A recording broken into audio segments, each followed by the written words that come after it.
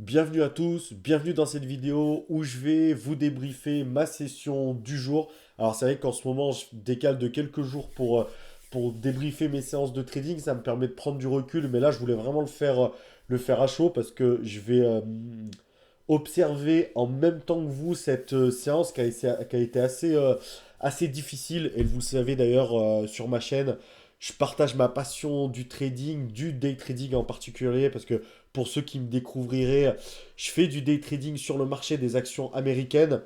Et contrairement à beaucoup, je pense qu'ils vous montrent que les hauts. Il y a également des bas en trading. Et cette journée en fait clairement partie pour moi. Une journée où rien n'est...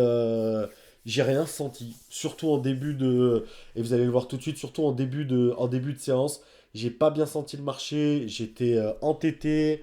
J'ai été têtu. J'ai pas eu spécialement d'ego, mais j'ai été têtu, on va dire, par rapport à ce que je pensais du marché.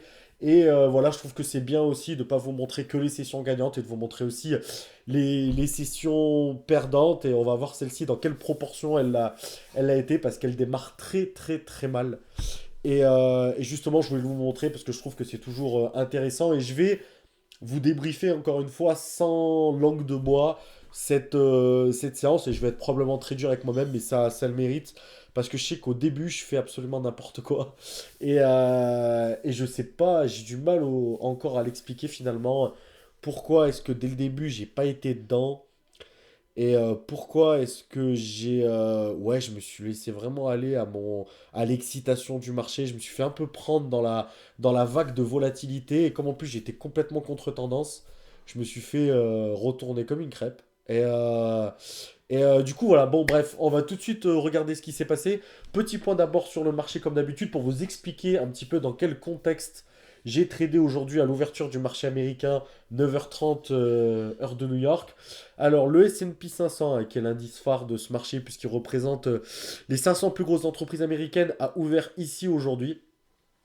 Donc ouvrir un gap haussier de je sais plus combien de pourcents, mais enfin, je pensais que justement on allait continuer sur cette tendance haussière dès le début. Ça ne veut pas dire que sur les premières minutes le marché ne peut pas descendre. Il peut descendre, c'est même souvent une structure de gap and go que j'aime bien, où dans un premier temps, malgré un gap haussier, l'action ou l'indice ici en l'occurrence retourne un peu vers son cours de clôture de la veille pour ensuite remonter, casser son plus haut du jour et continuer sa tendance haussière. Je pensais qu'on allait partir là-dessus et j'avais du coup quelques actions qui me paraissaient belles pour cette tendance haussière, comme Nvidia, comme Microsoft, et vous allez le voir. Voire même comme Tesla d'ailleurs, je crois. Donc voilà. Et voilà ce que ça donnait en minutes. Le marché a ouvert ici. Et vous voyez, on a une première dégringolade ici sur les 10 premières minutes quasiment. Une consolidation ici, une nouvelle dégringolade là, une respiration et encore une dégringolade ici.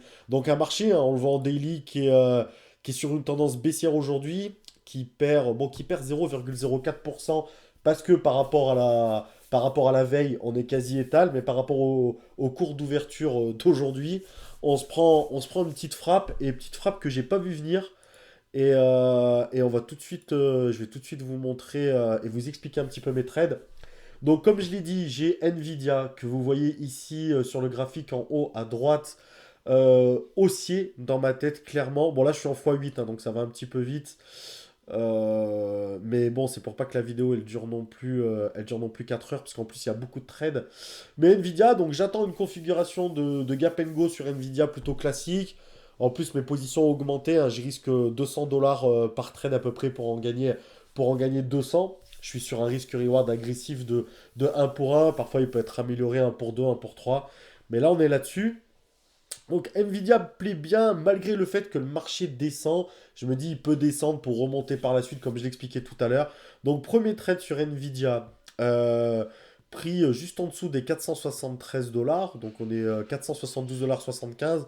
L'objectif c'est d'aller viser, j'ai pris quoi 100 titres, ouais. L'objectif c'est d'aller viser les 475, donc prendre à peu près 200-220 dollars sur ce trade. Et j'ai un stop qui est juste en dessous, allez, des 471 dollars pour avoir un chiffre rond.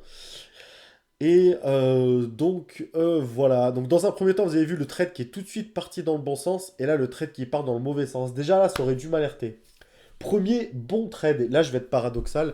Premier bon trade parce que c'est une configuration de Gap and Go classique qui passe pas. Et sur ces configurations-là, je dirais qu'il y a à peu près 70% de chances que ça passe. Là, on est dans les 30% qui passent pas, tout simplement parce que le marché est pas du tout en tendance haussière. Il se redresse pas, au contraire, il continue à descendre. Et donc, je fais un premier trade perdant. C'est pas grave. La logique aurait voulu que je prends l'information. Je me dis, voilà, premier trade perdant, ok, il n'a pas marché. La tendance haussière est un peu remise en cause. Le marché, en plus, descend. Il faut peut-être revoir un peu la stratégie d'aujourd'hui et plutôt regarder des shorts ou attendre un peu de voir ce que le marché va faire. Si le marché remonte comme je le pense. C'est pas du tout ce que j'ai fait. Et c'est là que je trouve que j'ai pas été bon aujourd'hui. Je sais pas pourquoi j'ai pas eu cette prise de recul là. Au contraire, je me suis entêté et je suis allé sur Microsoft, qu'on vous voyez en bas ici sur votre écran, donc le graphique en bas à gauche cette fois-ci. Donc je vais continuer la vidéo. Je suis allé sur Microsoft assez rapidement en plus. Et alors qu'on est sur le bas du range, je m'attends toujours à ce que le marché va remonter. Du coup, je me dis, allez, on prend ici une position acheteuse en espérant qu'il aille casser les 373,75 et qu'il aille aller taper 50 cents, je pense. Je prends quoi? Je prends 400 titres. En plus, je trouve que je charge un peu quand même. Franchement, là, vraiment, ça se voit que je n'ai pas les idées claires. Un stop logique en dessous des 373 dollars, donc un peu plus de 200 dollars de risque, encore une fois, pour aller chercher, pareil, un peu plus de 200 dollars. À la base, le trade, je dirais que sur cette configuration-là, à ce moment-là, il n'est pas dégueulasse, mais il y a deux choses qui me posent problème. Le premier, c'est d'attendre au moins que le marché commence à remonter un petit peu, ce qu'il n'a pas fait pendant les 10 premières minutes, il a fait que de couler. Donc là, je suis quand même contre-tendance, grosse contre-tendance. Et en plus de ça, là, je vous fais vraiment le débrief à chaud, hein. Je parle beaucoup, mais je m'analyse en même temps et j'analyse mon trade. Et en plus de ça, je trouve que je suis trop chargé. Avec la volatilité qu'il y a, et en étant contre-tendance, j'aurais peut-être dû diviser ma position par deux. Et je vais faire une troisième erreur que vous allez voir là-dessus, c'est qu'en plus je vais tenir la position, parce que je suis têtu, je suis persuadé que le marché va remonter. Et terrible, ça vraiment à bannir quand on est des traders, on doit s'adapter au marché et le ressentir, c'est-à-dire pas avoir d'a priori.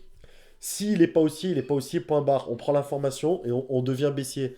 Et ce que j'ai pas été, pourtant je l'ai fait des dizaines de fois. Mais là, aujourd'hui, non. Et je suis en mode espoir et je garde mon trade en dessous des 373 dollars, ce que j'aurais pas dû faire. Toujours en mode espoir. Et voilà, et là, ça va casser. Et c'est n'importe quoi. Et c'est n'importe quoi. Et je vais sortir, voilà, tard. Je vais sortir tard sur hop, pouce. Je vais sortir. Parce qu'en plus, j'ai enchaîné. Ouais, j'ai enchaîné une vitesse là. Je vais sortir tard et donc je vais perdre sur Microsoft à peu près 500 dollars, je crois. Ouais, c'est ça, hop, ouais, voilà, c'est ça. Donc là, je perds sur Microsoft 500 dollars, ce qui est hors complet de mon money management. C'est un peu n'importe quoi. Et là, je vois que je suis vraiment chaud. Là, je pars sur Tesla, sur un trade haussier. Donc là, on bascule sur Tesla. Je suis désolé, ça va un petit peu vite.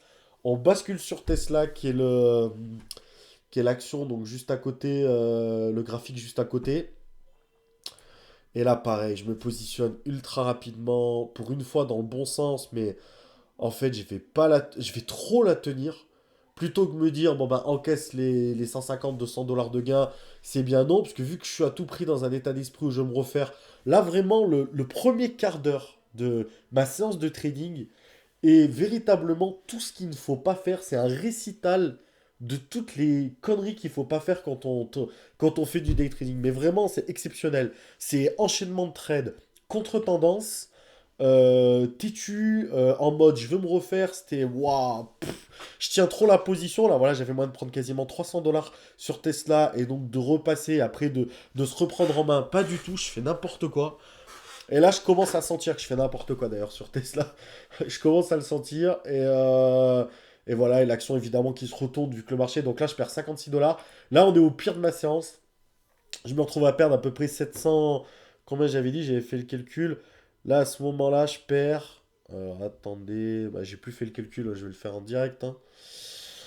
Hop, 503 plus 197 plus 56. Ouais, je perds 752 dollars. À ce moment-là, là, il y a deux choses à faire. Il y en a presque même une seule. Mais première chose à faire, arrêter. Arrêter parce qu'on n'est pas en état de trader et on se dit stop. Ou alors prendre une pause, essayer de se remettre en condition pour aller chercher une remontada et de se dire, bon, j'essaie de sentir le marché, de prendre un trade dans le sens du marché ou de l'action ou peu importe, mais de prendre un bon trade et si celui-là il passe pas, arrêtez. Je pense sincèrement, même si vous le verrez, j'ai réussi à remonter la pente, je pense sincèrement que la meilleure solution malgré tout, c'est de s'arrêter parce que c'est des journées où on peut faire des journées, je pense, catastrophiques. J'ai pris l'option 2 mais vraiment, est-ce que vraiment j'avais l'option 1 en tête? Ça, c'est une bonne question. J'ai pris l'option 2 où je me suis dit, ok, là, cette fois-ci, fais une pause, tu fais un peu de la merde. Attends et essaye de ressentir ce qui se passe. Et du coup, c'est ce que je vais faire. Je vais prendre deux trades sur Tesla. Alors, attends, j'ai avancé un peu parce que je veux pas que. C'est celui-là. Non, c'est pas celui-là. Là, je prends un premier trade. Ou pareil, le marché tergivore. Je me dis, fais pas la même erreur. Attends cette fois-ci. Donc là, j'attends de me positionner. Alors voilà, je prends un trade haussier sur Tesla parce qu'à ce moment-là, on est dans la phase où le marché, après bien descendu, remonte. Et on voit que Tesla est puissante aujourd'hui parce que malgré comment dirais-je, malgré la chute du marché, ce qu'on a pu voir à côté ici, vous le voyez sur Microsoft, ce qu'on voit en haut sur Amazon, la même chose sur Nvidia, même si les graphiques sont coupés. Bah, Tesla continue à, elle, est restée plutôt dans le haut du range, ce qui est vraiment un signe de force. Et donc je me dis que si elle continue comme ça et qu'elle fait qu'elle continue à faire preuve de force, forcément elle va remonter et il y aura un bon trade à prendre. Donc là je prends un trade à 300 dollars, si je me trompe pas, avec un risque-reward de un pour un voire même plus que ça, parce que je veux aller chercher les 200, quasiment les 246 dollars. Donc j'ai un stop, je crois, qui est en dessous des 243,50 $. Donc je risque un pour à peu près 1,50 quasiment. Donc bon risque-reward par contre. Je risque un pour 1,50. Et c'est un trade qui va enfin bien se dérouler celui-là et qui va me permettre de respirer, de retrouver un peu la confiance. D'ailleurs, je vais le faire en deux temps, celui-là, si je me trompe pas. Ouais. Je vais toujours le même principe. Je vais attendre. En fait, j'essaie de choper un meilleur point d'entrée. Et je vais attendre qu'elle redescende vers les 243,50 $. Voilà, là. Et là, pareil, toujours dans l'optique de l'acheter. Voilà, donc là, j'ai un meilleur point d'entrée. Là, j'ai un super point d'entrée même. 243,64 $. Et là, d'aller chercher les 245 dollars. Donc, on est pareil, avec un risque même encore meilleur. Parce que là, je me dis qu'en dessous des 243 dollars, ciao. Et donc, j'ai un risque de un pour 2 quasiment. Voire même pour 3. Donc, superbe risque-reward. Et enfin, un trade qui se déroule bien. Et en plus, je sors. Je suis pas trop gourmand. J'attends pas qu'elle atteigne les 246 dollars pour me remettre à zéro. On reste dans une tendance baissière. Donc, je prends ce beau up. Et je fais donc là un trade sympa à 290 dollars de. Même plus que ça, parce que j'étais en négatif. Je fais un trade, ouais, un trade à 445 dollars de gain. On évite la journée catastrophique. Et là, je vais être extrêmement patient après ce trade. Et je vais essayer de trouver. Voilà, on a le marché qui chute. Je vais essayer de trouver une petite opportunité éventuelle.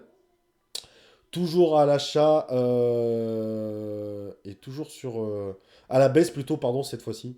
À la baisse sur Tesla, on est ici. Tesla est pas mal descendu, comme vous l'avez vu. Elle a même bien chuté. Elle a cassé son plus bas du jour, entraînée encore une fois par la chute du marché.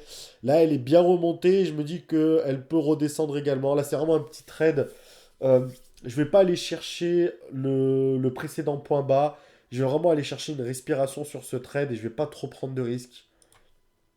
Donc là, je vais shorter 300 titres également pour aller chercher les 50 cents, les 243 dollars, ça me paraît bien. Et j'ai un risque au-dessus des 244. Donc pareil, j'ai un risque reward supérieur à du un pour aller chercher un petit trade autour des 150 dollars. Et c'est ce qui va se passer. Je vais pas être trop gourmand. Là, j'ai compris que les gros mouvements sont passés.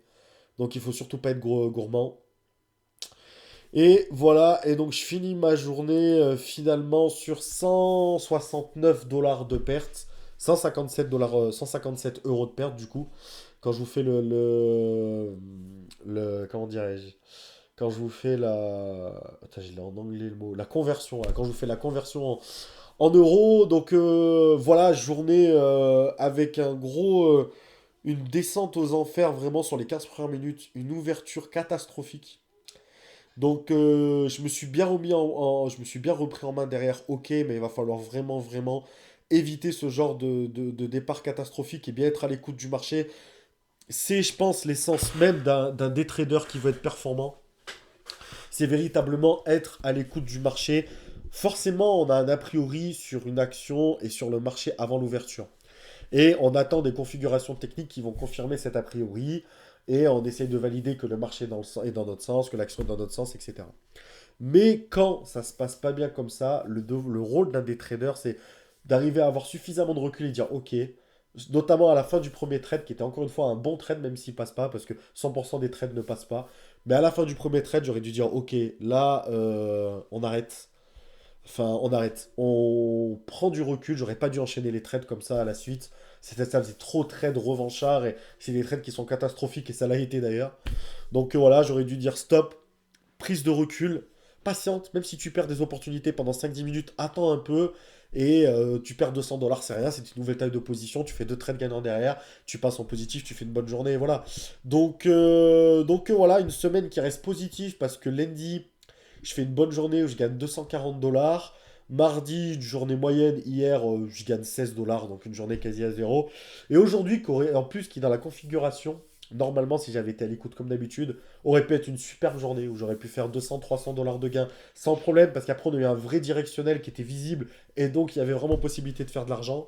Mais ça n'a pas été le cas, donc il va falloir se reprendre en main dès demain et être à l'écoute du marché. C'est vraiment, je pense, aujourd'hui la leçon. Hein. Pourtant je la connais, mais on apprend systématiquement en trading parce que c'est de la psychologie. Mais la leçon à bien ancrer en tête, c'est toujours être à l'écoute du marché et surtout pas être entêté. Merci beaucoup d'avoir suivi cette longue vidéo. Merci pour tous ceux qui s'abonnent, qui partagent et je vous dis à très bientôt pour une nouvelle vidéo. Merci.